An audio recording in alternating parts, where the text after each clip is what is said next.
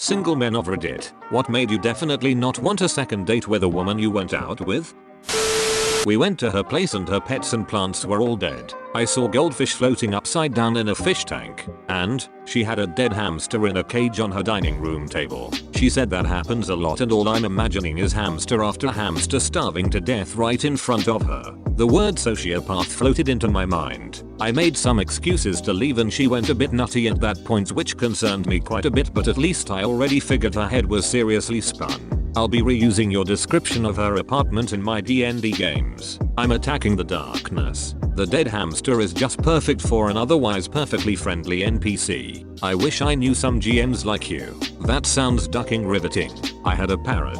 The parrot talked, but it did not say I'm hungry, so it died. Now let me show you what happened to my boyfriends. Right this way. Here's a coat I made out of the scrotum of my exes. Isn't it soft? Her name wouldn't happen to be Sophie, would it? And she had two rather large dogs named Alfred and Mohammed. This is a reference to a dirty job for those that don't get it. Jesus ducking Christ.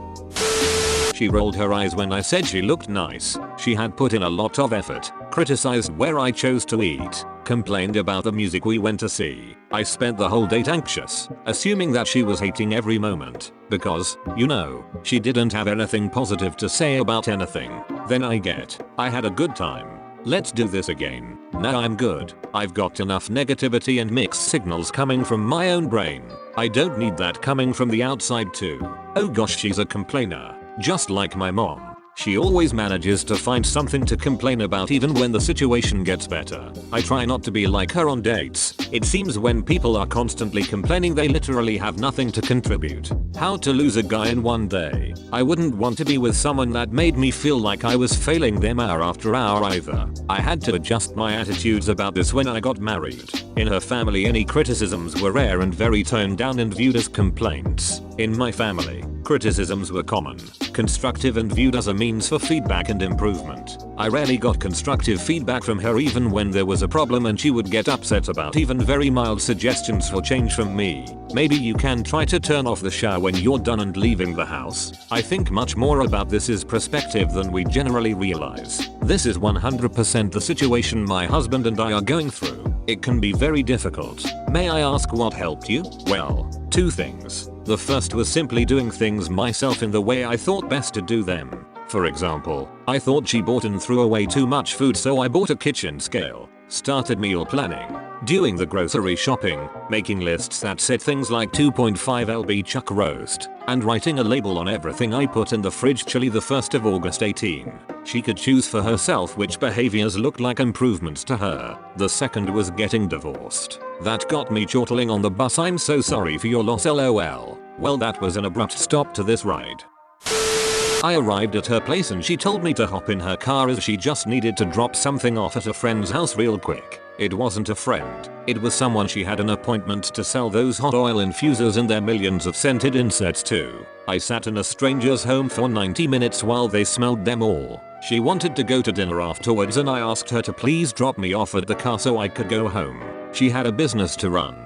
Guess it didn't even make it a whole first date. Edit. Holy crap show, this blew up. 1. For everyone telling me I should have gotten an Uber Lyft. This was before those things existed, which wasn't all that long ago. 2. She was selling Scentsy. 3. I never knew that our anti-MLM was a thing. Makes sense that it is. I'll have to drop by sometime and say hello.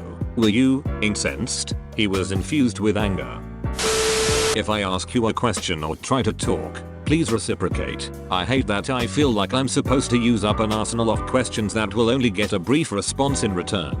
Yes, when you feel like you're interrogating them because all they'll give you is yes or no. Even worse is when you get an answer that's impossible to further question. Like, they'd give an answer that is more than yes no, but it's so void of personality that I can't even inquire further about that. Then I have to ask an entirely new question.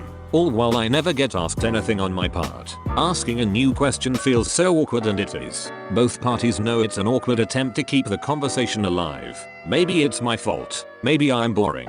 But at least give me something to work with. I've been on a lot of Tinder dates. Girls who don't really respond or try to keep the conversation open are just not interested in you.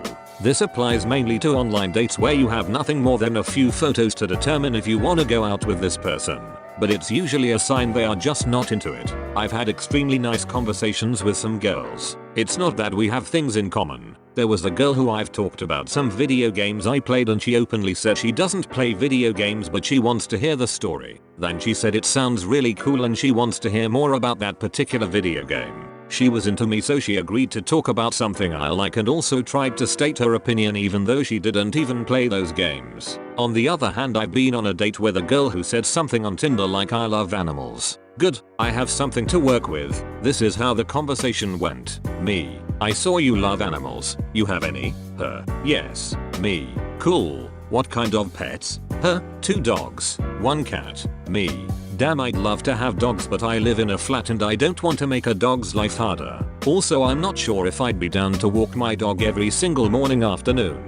Her: that sucks. Me: and does your cat get along with the dogs? Don't they fight or something?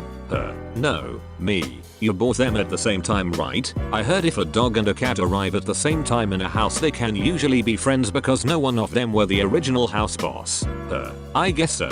Of course, I finished my drink ASAP and made up an excuse to leave. This girl bragged on Tinder about her pets and how awesome they were and couldn't hold 5-minute conversation about them. It was clear she wasn't into me. Never bothered to ask if I have any pets or if I'm a dog-cat person or anything.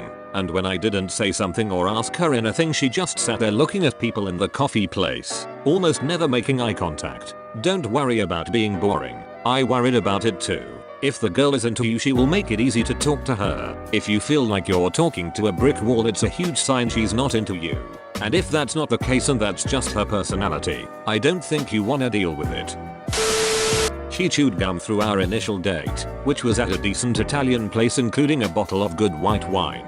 And she proceeded to tell me how she had married early, had 2 kids, girls, realized she was a lesbian, left her husband and took most of his money, lived with girlfriend number 1, left girlfriend number 1 for number 2, ended that and then realized that long term, she needed a dick. I nope the freak out of there so fast. On the plus side, it seems that she was fairly good at TLDRs. Tried lesbianism. Dick required? Got a similar story? Share it in the comment section below. And don't forget to like the video and subscribe for more r/AskReddit. Fire content dropping throughout the week.